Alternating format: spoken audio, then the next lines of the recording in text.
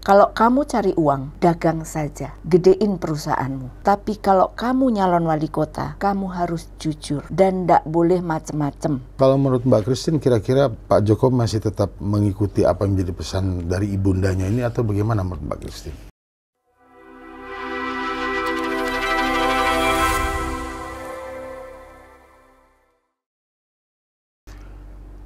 Sekarang mungkin kita bisa mendiskusikan tentang tokoh-tokoh yang cukup menjadi perhatian Mbak Christine sehingga Mbak Christine menulis tentang mereka. Tokoh siapa menurut Mbak Christine yang paling berkesan? Sebetulnya banyak tokoh yang sangat mengesankan bagi saya, dan rasanya hampir semua tokoh yang saya tulis itu tidak bisa diperbandingkan satu dengan yang lain. Semua mempunyai karakteristik dan keunikan sendiri, dan bahkan ketika saya memutuskan menulis buku, antara lain menulis buku biografi, itu ada perubahan perspektif dalam diri saya sendiri. Lebih memiliki sedikit kebijakan ya. Ya memang harus komprehensif, nggak mungkin yang kritis terus. Ya. Untuk tidak serta-merta menghakimi orang, bahwa setiap orang punya pertimbangan sendiri untuk memutuskan memilih A, kenapa bukan B, dan seterusnya. Kenapa dia mengambil jalan ke kanan dan bukan ke kiri, atau dia memilih mundur dan tidak maju terus, dan seterusnya. Itu menjadi lebih memahami. Meskipun tidak selalu apa yang dilakukan orang saya setujui, tapi menjadi lebih memahami keputusan-keputusan yang diambil oleh orang lain gitu. Itu jadi itu yang membuat saya tidak bisa menyebutkan bahwa tokoh ini lebih baik dari tokoh yang lain dan seterusnya. Karena banyak tokoh, termasuk ibunya Pak Jokowi, saya menulis bukunya. Kemudian Ibu Megawati, ada beberapa buku yang saya tulis. Ya. Mungkin kita bisa melihat satu-satu mengapa dan bagaimana dan pandangan Mbak Christine terhadap tokoh-tokoh tersebut. Kita bisa mulai dengan Ibu Megawati mungkin, dari buku yang mana lebih dulu, buku Brave Lady atau satunya? Buku ini. Mana yang lebih dulu Mbak Christine? Ini lebih dulu, ini Pak yang pertama kali. Di masa perjuangannya ini. Dia ya waktu itu ya. Mungkin Mbak Christine bisa menceritakan latar belakangnya. Ini adalah buku Megawati yang pertama. Sebetulnya ini bukan buku biografi ya. Ini terbit di 2015. Sebetulnya ini bukan buku biografi, tapi ini merupakan kumpulan catatan pengalaman para wartawan ketika meliput. Bu Mega ya. Bu Mega pada masa transisi demokrasi. Ya. Bagaimana kawan-kawan wartawan melihat Bu Mega pada waktu menulis buku ini? Jadi, apakah tetap sebagai wartawan ataukah seperti tadi? Ya, ini dalam buku ini semuanya dalam perspektif pengalaman waktu itu. Sebagai wartawan. Ya, jadi saya mau cerita sedikit. Ya, silakan Mbak. Ya. Silakan. Cerita sedikit ketika di tahun 96 sampai 98. Jadi kalau ada yang mengatakan apa itu Orde Baru, saya nggak tahu Orde Baru. Nah, saya itu termasuk wartawan muda waktu itu, wartawan yang hampir setiap hari gelosotan di kantor DPP PDI, Jalan Diponegoro. Sebelum 96 ya? Sebelum peristiwa 27 Juli? Sebelum peristiwa 27 Juli. Jadi betapa tidak mudahnya bagi seorang wartawan pun, apalagi seorang politisi pada saat itu, apalagi seorang aktivis atau penggerak pro demokrasi pada saat itu beraktivitas. Bagi wartawan pun itu tidak mudah. Kita wartawan-wartawan pada saat itu juga menghadapi intimidasi, dan intimidasinya cukup keras. Mungkin bentuknya apa? Misalnya waktu itu saya ketika meliput, ada seorang yang kemudian mendatangi saya dan dia bisa menceritakan keluarga saya dengan sangat baik. Berapa usia anak saya berasal dari mana, dan beberapa hal yang menjadi kebiasaan saya ketika berangkat dan pulang kerja. Perasaan Mbak Christine kalau diceritain gitu gimana? Gemeter juga lah. Iya. Anak masih kecil. Padahal orang itu ngomongnya baik-baik ya waktu itu ya. Iya. Dan di awal sepertinya sangat care. Gimana anaknya? Tapi kemudian langsung terkesiap, kenapa dia tanya soal anak? Dan ini orang yang tidak dikenal ya? Nggak kenal. Dan kemudian dia bisa menyebut usia anak saya. Sekolah di mana? Sekolah di mana? Belum sekolah waktu itu. Usia anak saya, kemudian rute perjalanan saya ketika berangkat ke kantor dan pulang. Dan saat itu saya menyadari bahwa berarti saya ada dalam radar. Dan sedang diintimidasi. Ya, sedang diintai. Ya. Dan ketika kita mendengar berita-berita bahwa ada wartawan, aktivis, penculikan dan sebagainya, pada saat itulah alarm juga berbunyi. Jadi jangan remehkan peristiwa transisi demokrasi. Jangan pernah ada yang meremehkan atau menganggap tidak masalah. Menganggap enteng peristiwa yang terjadi pada masa transisi demokrasi dari masa otoritarian Orde Baru ke masa demokrasi saat ini. Sekarang kita bisa ngomong apa aja. Kita bebas bersuara apa aja, bisa beraktivitas bebas. Tapi pada saat itu, ketika saya masih menjadi wartawan muda dan masih punya anak kecil, ketika ditanya soal anak, soal rute perjalanan pulang, soal rumah, dan ditanyakan oleh orang yang belum pernah saya ceritain tentang kehidupan saya, itu sudah alarm yang kita udah berpikir apa yang akan terjadi esok dan seterusnya. Yang paling keras itu kan pengalaman wartawan di Jogja yang hilang dan mati itu ya. Itu siapa namanya? Udin. Wartawan Udin. Itu simbol wartawan menghadapi kekerasan Orde Baru itu di situ saya pikir. Dan ketika itu saya bersama teman-teman, kebetulan waktu itu saya liputan di Departemen Dalam Negeri, waktu itu namanya Kementerian Dalam Negeri, itu namanya Departemen Dalam Negeri. Dan pada satu ketika kita juga melakukan aksi untuk mendukung perjuangan Udin pada saat rapat kerja Bupati seluruh Indonesia. Waktu itu kita dengan peraga seadanya kita menyuarakan supaya Udin bisa ditemukan kembali. Kalau menurut Mbak, situasi seperti itu, seperti zaman Orde Baru itu, apakah akan kembali lagi? Kalau saya lihat sih mirip-mirip. Menuju apa sudah? Menuju dan mungkin sudah juga ya. Sebagian sudah, seperti kalau saya lihat misalnya anak-anak mahasiswa yang bersuara kritis, itu saya sih merasakannya apa yang terjadi saat ini mirip-mirip ketika saya seusia mereka ketika itu. Bahwa ketika bersuara keras, bersuara lantang, menyuarakan isi hatinya, kemudian dicari-cari. Mungkin mirip-mirip juga ketika saya melakukan liputan, kemudian ditanyain apa kabar anakmu, gitu.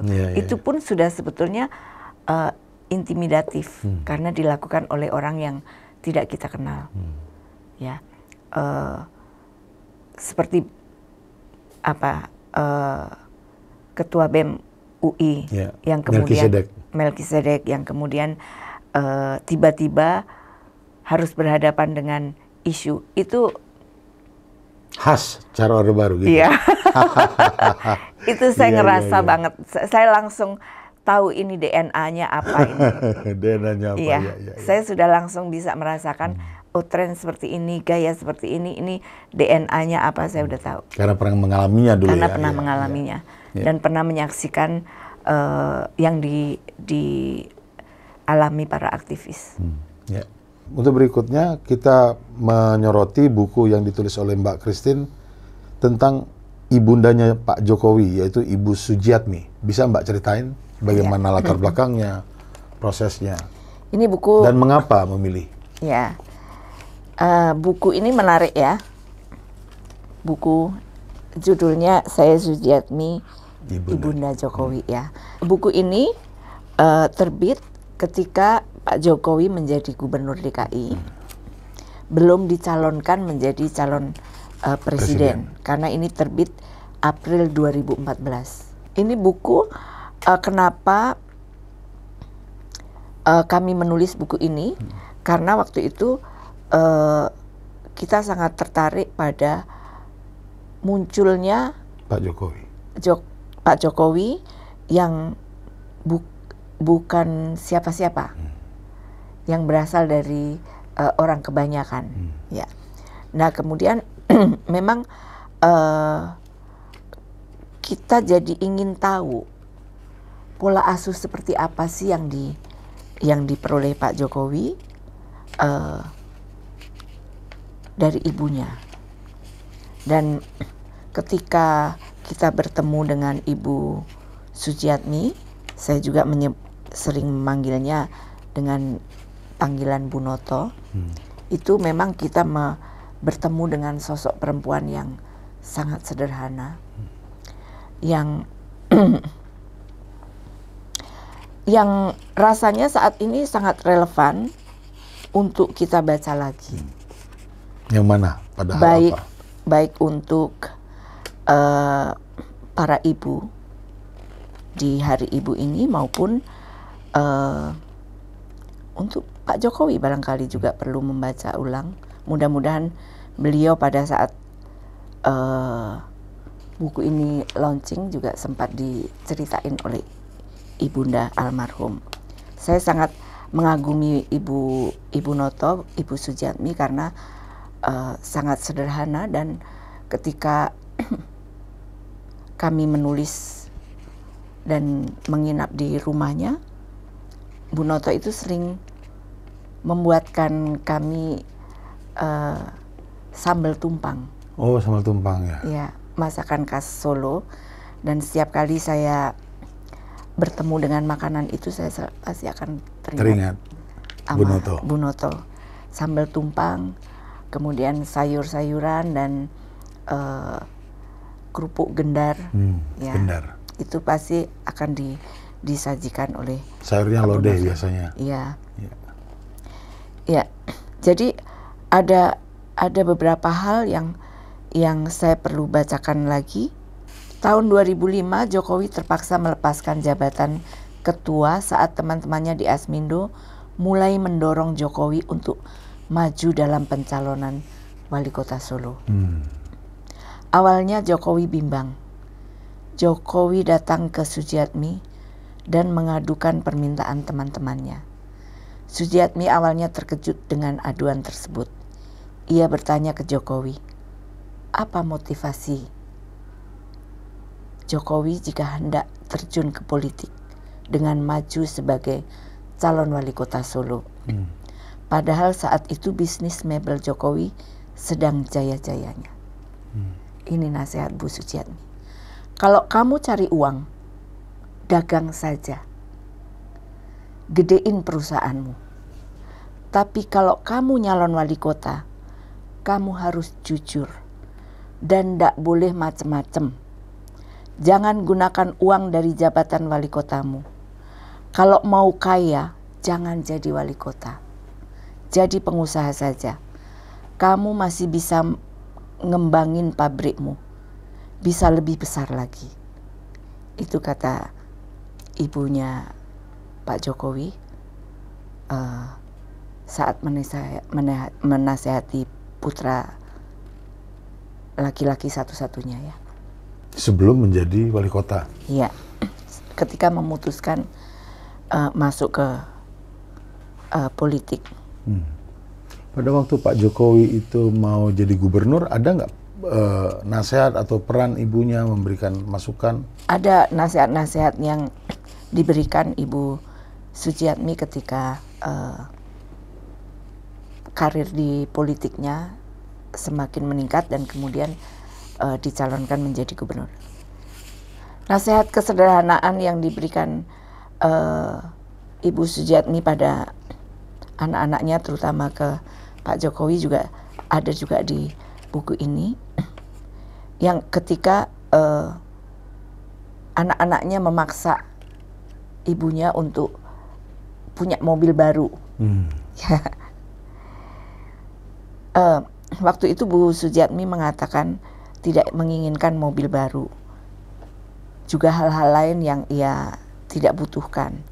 Seluruh barang baginya hanya punya nilai guna, fungsional, bukan nilai pamer. Baju dan sepatu yang ia pakai, kacamata dan tas yang ia kenakan bukan keluaran merek ternama. Semuanya jenis barang yang bisa dibeli di kawasan Solo. Hidup itu untuk apa? Kaya raya itu untuk apa? Untuk apa punya mobil 10? Apa iya kalau mau pergi 10-10-nya dipakai? Itu nasihatnya ketika itu. Lalu ia juga mengatakan, ia tidak membekali anak-anaknya dengan kekayaan berlimpah. Demikian juga ia berpesan pada anak-anaknya untuk tidak menimbun kekayaan bagi cucu-cucunya kelak. Karena masing-masing anak sudah memiliki rezeki sendiri-sendiri yang kelak akan mereka terima. Hidup itu jangan serakah. Kalau sudah punya rumah 1, mobil 1, bisa membiayai anak sekolah, punya tabungan buat hidup bermasyarakat, sudah cukup. Hidup apa adanya juga diamalkan, sekalipun anak sulungnya sudah menjadi pejabat dan mendapat penghormatan di banyak tempat. Layaknya ibu dari seorang pejabat, ia pun seringkali mendapat perlakuan istimewa dari masyarakat sekitar ia tinggal. Tapi dia selalu memilih jalan kesederhanaan, tidak mau fasilitasi. Saya mau jadi orang biasa saja. Kalau saya suka duduk di belakang atau di tengah, biarkan saja. Saya tidak mau dipamer-pamerkan. Ya, dari buku ini kita menangkap seorang ibu yang sangat bersahaja, mendidik anaknya kesederhanaan, dan Jokowi mengawali karir politiknya segala macam itu dari pesan ibunya ini. Ya. Kalau menurut Mbak Christine, kira-kira Pak Jokowi masih tetap mengikuti apa yang menjadi pesan dari ibundanya ini atau bagaimana menurut Mbak Christine? Saya tidak pernah berdekatan dengan Pak Jokowi, jadi saya tidak punya kemampuan untuk melihat itu. Ya. Ini kan masyarakat banyak yang mengkritik segala macam. Menurut Mbak Christine, benar nggak kritik masyarakat tersebut? Kira-kira? Sebagai penulis yang pernah menulis mendengarkan dan menerima amanat ya dari almarhum, tugas saya hanya ingin membacakannya lagi apa yang pernah disampaikan Ibu Sujiatmi untuk anak-anaknya dan terutama untuk Pak Jokowi, karena di buku ini disebutkan Ibunda Jokowi. Bu Sujiatmi pernah mengatakan juga, apa peparing Gusti Allah saja dijalani, ndak usah serakah,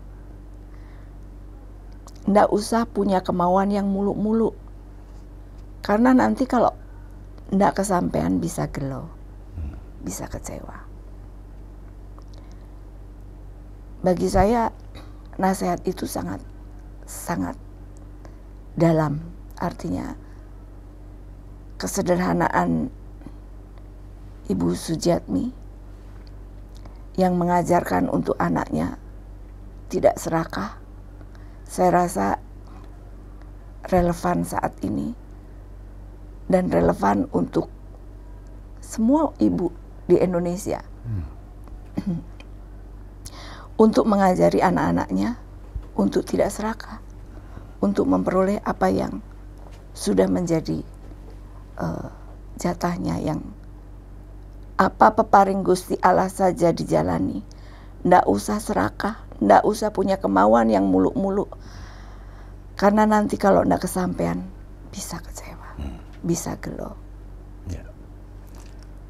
Demikian pemirsa, bincang-bincang dengan Mbak Christine, penulis buku-buku terbaru pada saat ini, kiranya bisa menjadi pelajaran juga buat kita. Pertanyaan terakhir, Mbak, buku apa yang rencananya akan Mbak tulis dalam waktu dekat ini? Dalam waktu dekat ada buku tentang Papua yang selama beberapa tahun terakhir saya bolak-balik ke Papua, melihat bagaimana kehidupan masyarakat di sana dan kebijakan pemerintah yang diberlakukan di Papua. Kira-kira kapan terbitnya buku Papua itu? Mudah-mudahan dalam beberapa bulan ke depan. Oke. Ya. Terima kasih Mbak Christine, semoga semakin semangat dalam menulis, memberikan pencerahan, memberikan pendidikan langsung pada masyarakat yang membaca buku-buku Mbak. Tetap jaga kesehatan dan tetap semangat. Terima kasih, Yuk. Pak Web. Yuk, terima kasih.